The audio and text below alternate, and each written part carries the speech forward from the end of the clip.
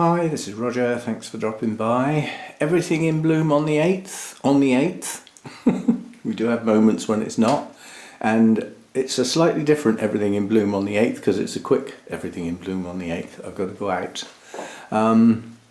So we'll do what we normally do, start in one place and walk our way round.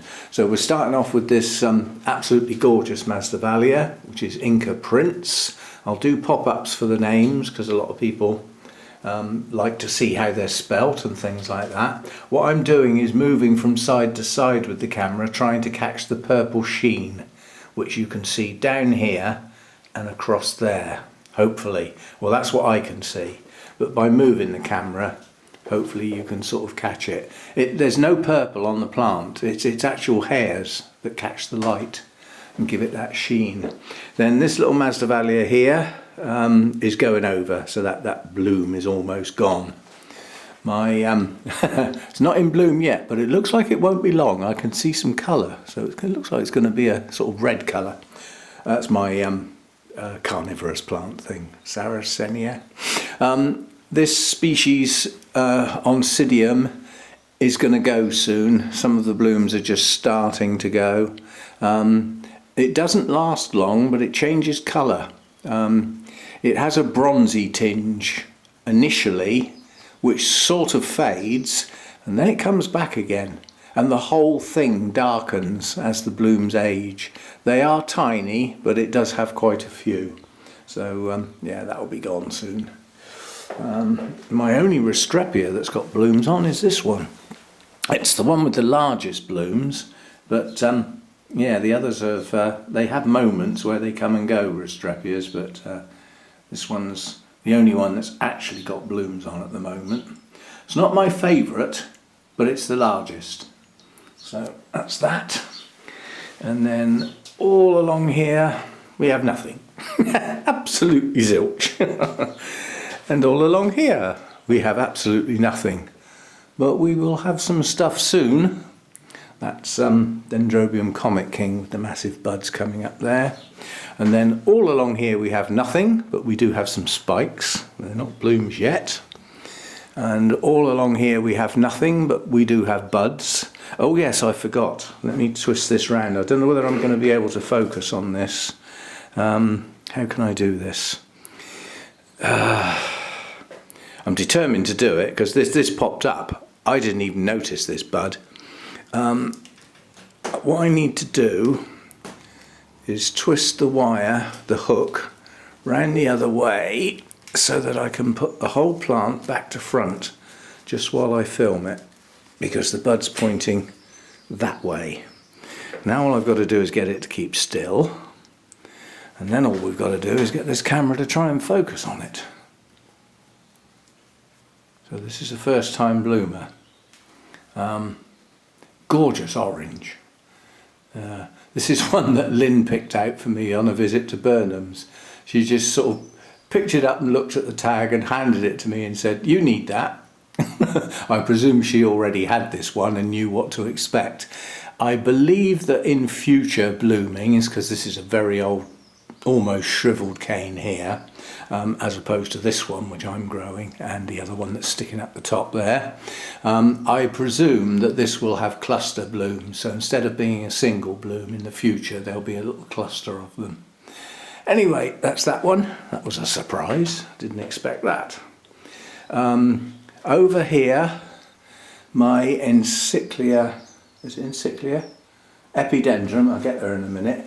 It hasn't quite opened properly yet, so next time we'll go and see that. It's right up in the corner there. Well, that's what zooms are for, aren't they? Let me just zoom in, just so that you can see. The bloom is like half open, but at least you get to see the colour.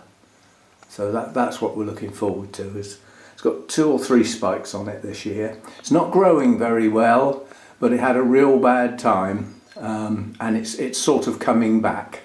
So it's not fully recovered yet, but on its way. And then we've got some more big buds. That'll be a first time bloomer when that comes out. And tucked behind it, you can see buds here. That's my Victoria Regina. Those buds are to come soon. There's quite a few clusters, 4 or 5 clusters on the plant. So that'll be good. Nothing down here. Nothing in here. And up here, my Pabstia has opened, and these blooms are gorgeous, quite honestly. I really like this. They've got a wobbly lip. Yeah, so that's a pollination thing. When the pollinator lands on that, it starts wiggling around and bumps into where the pollen sacs are. Lovely blooms on there. That was my challenge plant. It was stuck in a box with some other plants by Spice Exotic, Zuza, and a note went with it, and it was nicknamed a challenge plant because obviously it's not that easy to grow. And although these blooms are very sturdy, the plant behind it's not. It's a bit fragile, but it's okay. It's got roots. It just doesn't grow splendidly well, but it's hanging in there. I think that's the third blooming I've had on it now. And then I can't profess to have grown these spikes because this is a relatively new plant, Coleogene nitida. Lovely markings on these. I've always liked these blooms. Just the markings are just so nice. It's fragrant as well, so fragrance there, and another spike behind with the buds just pushing out. So it's a nice little cluster there, and yeah, I think I'll have to get another stake or something because these two spikes are going to bump up against each other, and it would be better if the blooms could separate out. Thumping on the roof, it's a blackbird. Right, so where are we now? My zygote's still hanging in there. These blooms are lasting very well, but as you can see, they're just on their way out now. They're just getting the little brown tinges around here. But that spike's lasted well, it's done well, and that's my best zygote plant, that one. It's growing very, very well, that one. What else have we got? Up here we've got our infundibulum.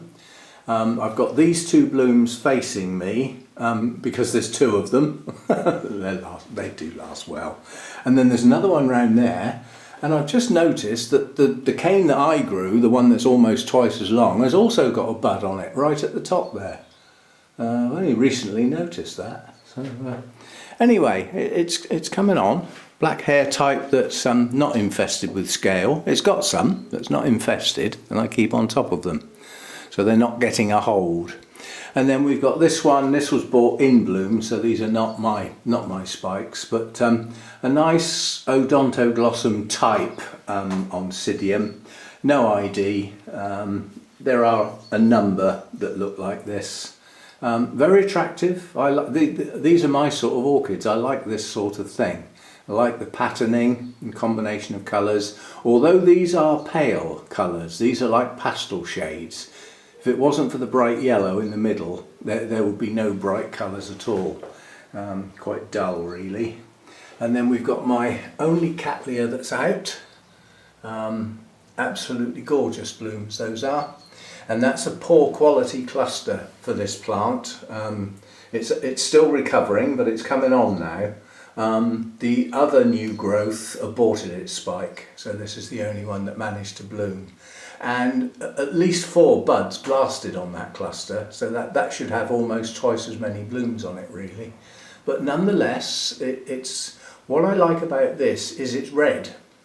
Not red and yellow, not red and orange, it's red, as its name implies, basically. So the only other buds I've got lurking up here are my Varnagara apple blossom, which has got a nice spike coming on.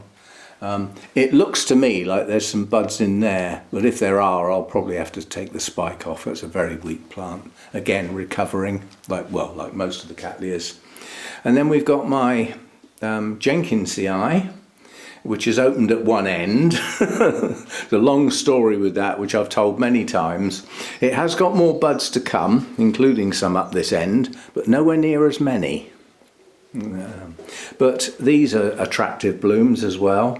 And quite honestly, this is the easy way to tell Jenkinsii from Lindleyi, because they do have similarities.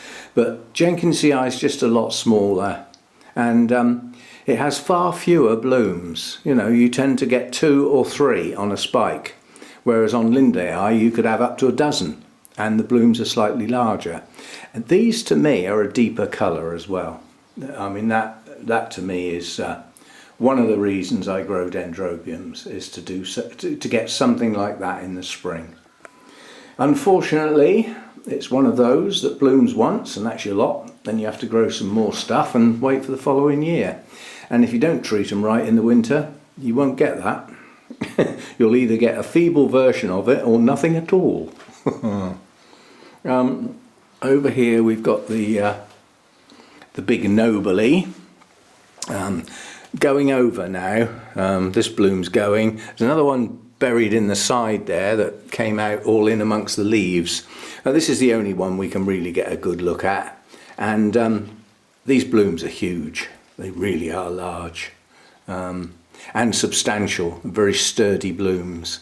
Gorgeous bloomer, but blooms twice a year.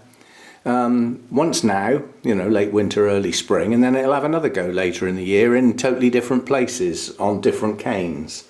And it just won't settle down into a single more of a mass blooming, if you know what I mean. The prima donna's going over now. That was very poor this year, quite honestly, but again, the plant got disturbed at the wrong time.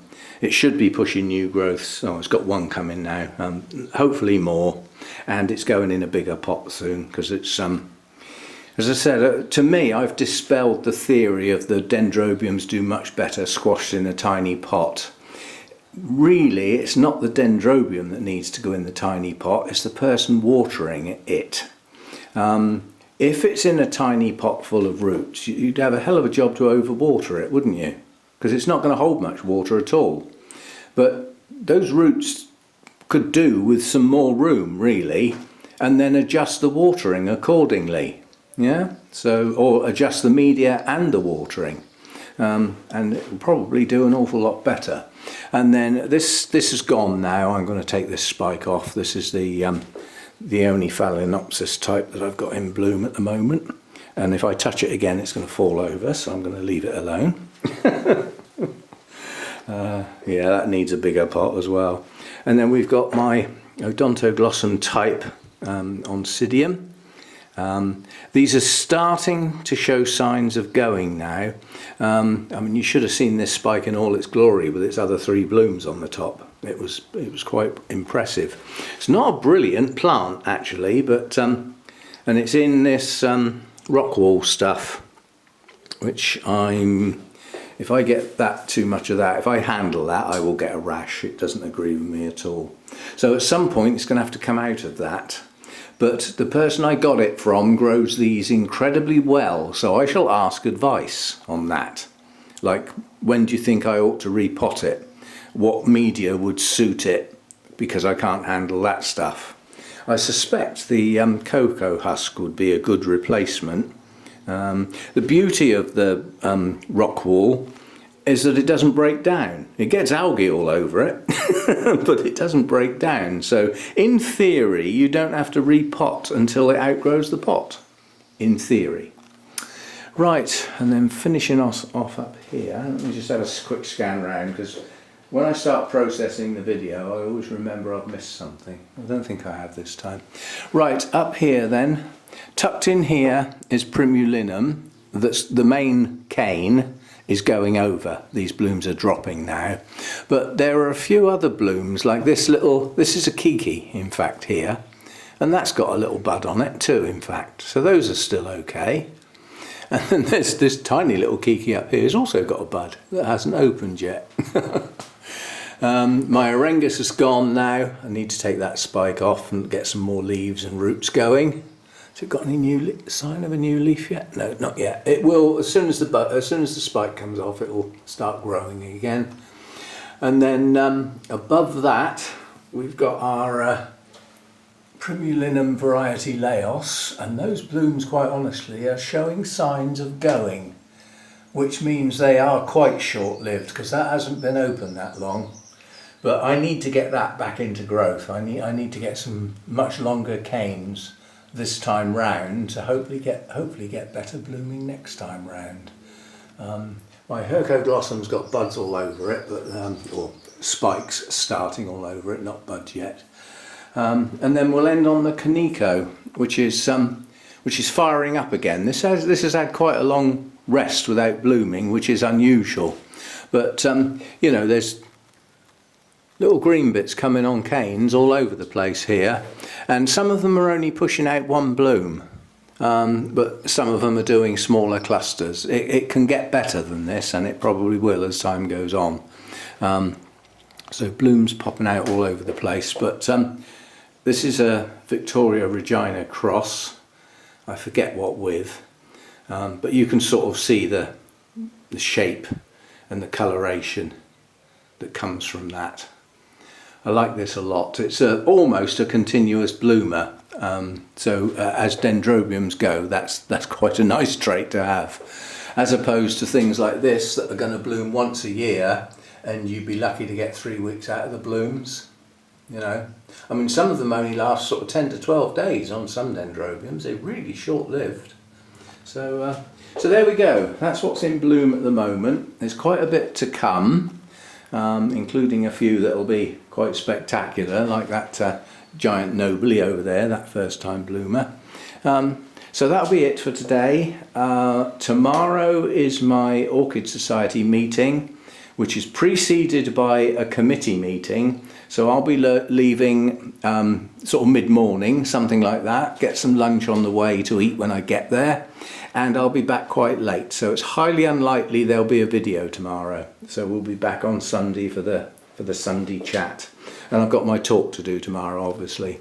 And thanks for the people who watched that and looked out for the spelling mistake, because there was only one. And bearing in mind it was one of the words in the title. That was pretty bad on my part.